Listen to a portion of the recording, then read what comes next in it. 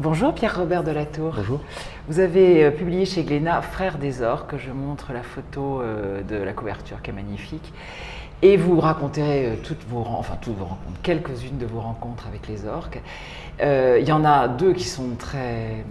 Enfin, il y a une émotion incroyable, c'est quand Anna, une des matriarches, vous réchauffe, et puis une autre où on vous sauve carrément la vie. Sans eux, vous ne seriez pas là. Oui, ça a été un moment très spécial. Un des faits marquants, c'était... c'est la scène du Grand Bleu, il y a 3 ans, partir, en fait, je ne réalisais plus ce qui se passait. Le froid était venu à bout de ma résistance.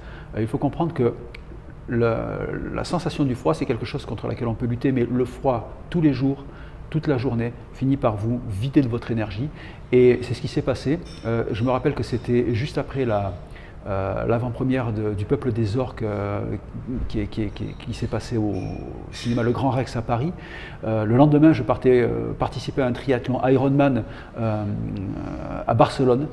Et j'avais entamé donc ma saison, quelques jours après, dans un état où véritablement j'étais affûté comme un athlète de très haut niveau, mais je n'avais plus de réserve de graisse en fait. Et toute la saison m'avait épuisé. Et lors de cette dernière plongée, c'était la dernière plongée de la saison en février, je me souviens parfaitement me sentir glisser sous l'eau, comme si je me mettais au ralenti, et tout s'est arrêté. Et j'étais sous l'eau. J'étais sous l'eau.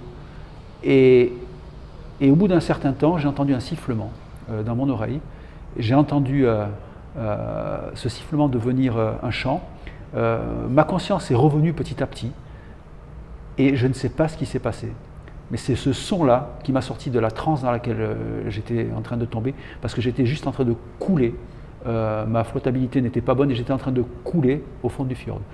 Et dans un rush, mais un rush comme on peut l'avoir désespéré, pour retrouver la surface, j'étais dans un état, je ne sais pas comment j'ai fait pour m'en sortir. Une chose est sûre, c'est que le son du chant que j'ai reconnu de Leilani m'a sorti de cette transe et m'a sauvé la vie ce jour-là, ça c'est sûr. Le son et puis l'énergie, vous dites qu'à chaque fois qu'elle chante, il y a une espèce d'énergie que vous sentez, quoi. Cette vibration, elle est énergétique, c'est aussi un transfert d'énergie et c'est aussi quelque chose qu'il va falloir explorer dans le futur, parce que ce n'est pas juste un son, ce n'est pas juste une mélodie agréable à l'oreille.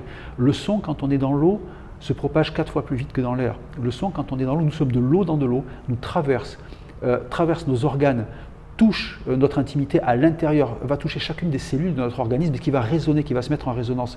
Et je crois que les orques et les baleines, elles ont ce pouvoir de contrôler le son sur des fréquences qu'elles contrôlent exactement et qui ont le pouvoir de toucher certaines parties de notre organisme. Je pense que c'est en y réfléchissant, parce que j'ai cherché après qu'est-ce qui s'est passé ce jour-là, comment je suis encore ici, par quelle magie j'ai pu m'en sortir, parce que tout était là pour que je parte au fond du fjord. Et la seule explication que j'ai trouvée, c'est que ce chant-là, le chant de Leilani, m'avait sorti de ce piège mortel. Magnifique. Merci.